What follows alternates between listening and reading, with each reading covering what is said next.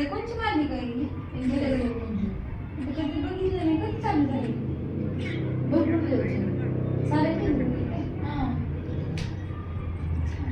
जेवायला काय करायचं? पनीर. कोणती पनीर करायचं? शाही पनीर आवडतं तुला? हो.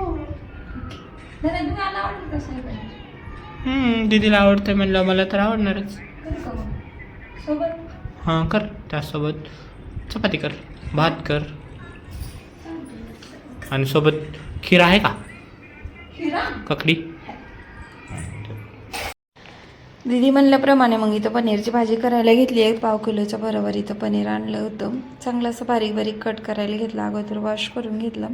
पनीर जरी वॉश करत नसलं तर मी इथं वॉश करते, कारण ह्याचे त्याचे हात लागलेले असतात आणि वास पण येतो कधी कधी, म्हणून मी धुवूनच घेते. पनीरसुद्धा धुवून घेतला आणि तर बारीक बारीक त्याचे कट करून घेतले. आता पनीरसाठी पेस्ट बनवण्यासाठी इथे एक कांदा एक टमाटे इथं चांगलं फ्राय करून त्याचं पेस्ट करून घेतली होती. सोबत अद्रक लसूण आणि त्याच्यासोबतच इथं थोडेसे 10-15-20 बरोबर इथं मी काजू बिजू घालून त्याची देखील पेस्ट करून घेतली होती. चांगली तळून घेतली. त्याच्यामध्ये साई पनीर मसाला आणि आजच्या दुधावरची काही साई टाकली होती आणि सोबत इथं गरम पाणी ॲड केलं. चांगली उकळी येऊस तर स्लो गॅसवर उकळी येऊ दिली आणि नंतर त्याच्यामध्ये आपला जो पनीर कट केला होता त्याच्या फोडी टाकून घेतल्या. त्याच्यानंतर चांगलं थोडंसं उकळू द्यायचं, जास्त उकळू द्यायचं नाही.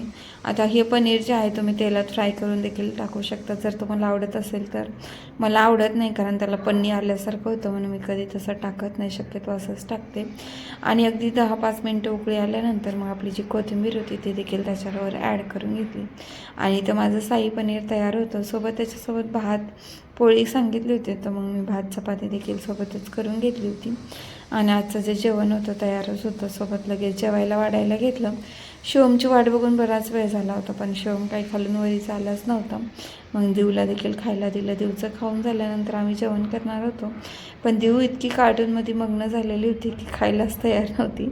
मग तिला बघत बघत मी इकडे जेवायला ताटं वाढून घेतले आणि मग बघा पनीरची भाजी कशी झाली. कशी झाली? छान झाली. मस्त. हां नाही खाल्ली? नाही खाल्ली?